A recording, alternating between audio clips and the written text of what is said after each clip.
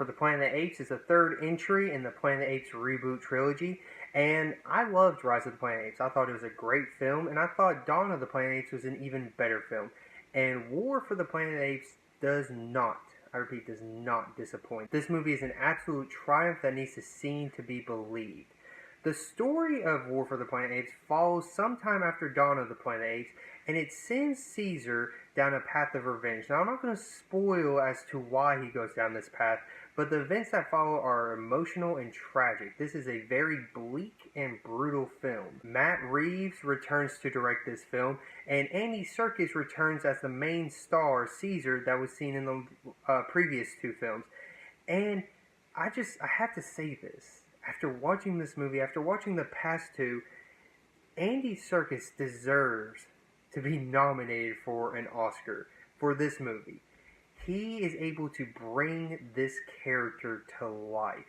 Andy Serkis is able to show us just how far Caesar would be willing to go to protect the apes that he cares for, and Andy Serkis does an outstanding job as Caesar. His performance should not be overlooked in this film. Like I said, he's able to bring this character to life, and his character is being haunted by events that happened in his past. And this wouldn't be possible without the amazing motion capture in this movie. Something that I've always really liked about these movies is just how great the motion capture is. The designers and people working on bringing these apes to life have done something marvelous. There wasn't one time I got a hint that I was watching a movie featuring CGI characters. I had to keep telling myself, look, these are motion capture characters. These aren't real. That's how just amazing these characters look in this film. It's absolutely stunning. It makes me wonder how far they could push this sort of technology into other films. And the performance for these apes are great. Maurice the orangutan returns, and I've always adored this character in these films. He does a really good job in this movie when he's interacting between with this little human girl to when he's trying to convince and stop Caesar from losing his way. And the performance for Maurice is amazing. And there's another welcome addition in this movie, the new ape, Bad Ape. That's his name in the movie, played by Steve Zahn. And this could have been a risk for the movie, though. And with this movie being so bleak and depressing, I was wondering if the humor in this movie was going to hurt it. But Matt Reeves took a risk when he decided to include this ape, and it was a good risk. It was a risk well worth taking, because Bad Ape is a really great new addition to these movies. And like I said, he's the one who brings humor to this movie, and it's really funny. And it's kind of funny how I haven't really mentioned any of the human characters in this movie, probably because this movie could work and still be just as great without any humans in it. I mean, I seriously watched this movie and I didn't really care whether they were going to show any of the humans or not, because I was just so intrigued of the apes in this movie and just the technology behind bringing these apes to life.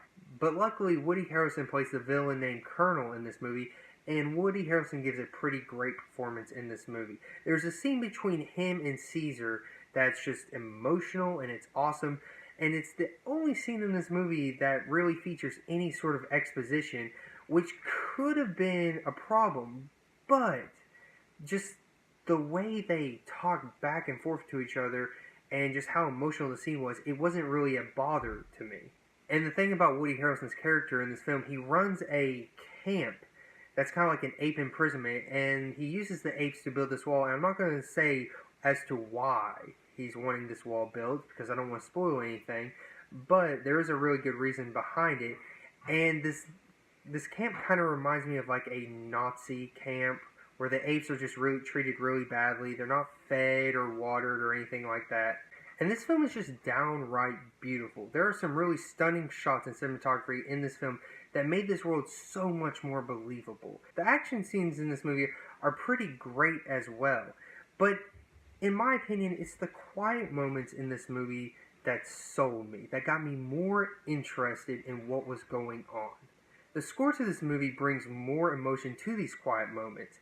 And plus, the score to this movie is absolutely terrific. I loved listening to it, and it really does a good job at setting the mood for these quiet moments and the big action set pieces that we get in this movie.